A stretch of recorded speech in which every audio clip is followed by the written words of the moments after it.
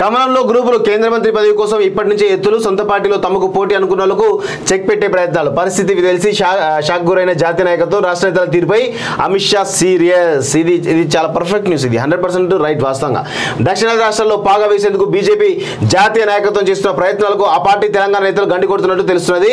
రాష్ట్ర బీజేపీ లీడర్లోని వర్గాలు గ్రూపులు లాబింగ్లు జాతీయ నాయకత్వానికి తలనొప్పిగా తయారైనట్లు చర్చ జరుగుతున్నది. అందరూ కలిసి ముందుకు వెళ్లడం అటుంచితే ఎవరికి వాళ్ళు తమకు పార్టీలో పోటీ అనుకున్న ఎంపీ ఎన్నికల్లో ఓడించేందుకు ప్రయత్నిస్తున్నట్లు తెలిసింది. దీనిపై పార్టీ అంతర్గత వ్యూహకర్తలు జాతీయ నాయకత్వానికి నివేదికలు పంపినట్లు సమాచారం. కేంద్రంలో మూడోసారి బీజేపీ అధికారంలో రావడం ఖాయమని నమ్ముతున్న రాష్ట్ర కీలక నేతలు కొందరు అప్పుడే కేంద్ర మంత్రివర్గంలో చోటు కోసం వ్యూహాలు రచిస్తున్నారు.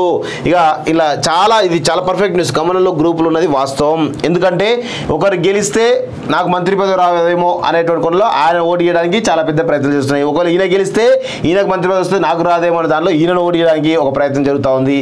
ఇక్కడ దాదాపు ఒక 4-5 గ్రూపులలో చాలా పెద్ద ఎత్తున కుమ్మరాట్లు జరుగుతున్నాయి. చాలా పెద్ద ఎత్తున ఈరోజు ఒకరిపైన ఒకరు చెక్ పెట్టుకుంటూ పెద్ద ఎత్తున భారతీయ జనతా పార్టీకి నష్టం చేకూర్చడం పరిస్థితి ఎక్కువ కనబడుతుంది. సేమ్ కాంగ్రెస్ లో ఏదైతే సిచ్యువేషన్ ఉందో అదే సిచ్యువేషన్ బీజేపీలో నడుస్తుంది అనడానికి ఎలాంటి డౌట్ లేదు.